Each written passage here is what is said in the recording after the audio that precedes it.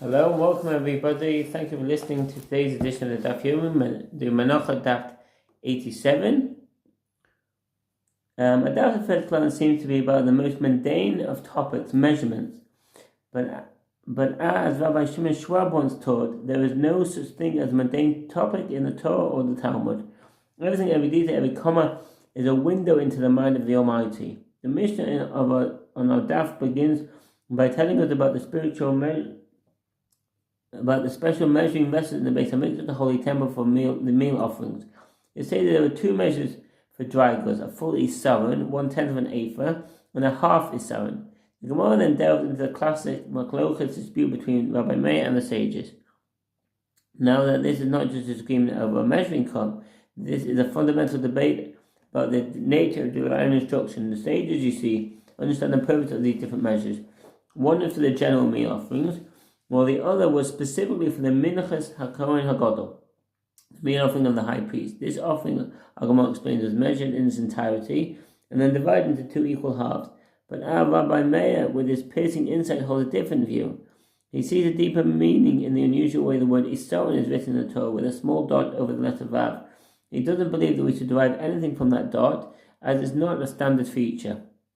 The Gemara continues with a fascinating discussion, questioning why the dot would not be significant. It's an investigation into the very fabric of how we interpret the written Torah, a beautiful example of precision and care of our sages. And then we move into the conclusion. So let's dive straight into the Mishnah.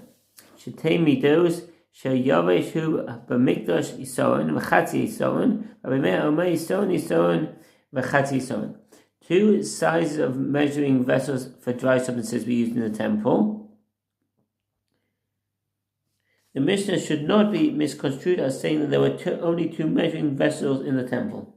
Clearly, the intention is that two different sizes were used, and there was certainly a number of vessels of each size. So this would have to have been so, as otherwise, when several meal offerings need to be brought at the same time, it would take unfeasibly long time to measure the required quantities of flour consecutively. And answer the Menachot Chinuch Kodesh. Two measuring vessels for dry substances were used in the temple. One held 1/10 of an ephah, and the other held 1/2 of an ephah. The 1/10 of an ephah vessel was used for measuring fine flour for meal offerings, and 1/2 of 1/10 of an ephah vessel was used to divide 1/10 of an ephah of flour into two equal portions for use in the high priest's griddle cake offering. This is in accordance with the opinion of the first Tanakh from the Rambam Sefer Hilchot Kli Mikdash 1:16 for measuring flour of the meal offerings. One held 1/10 of an ephah, and the other held 1/2 of 1/10.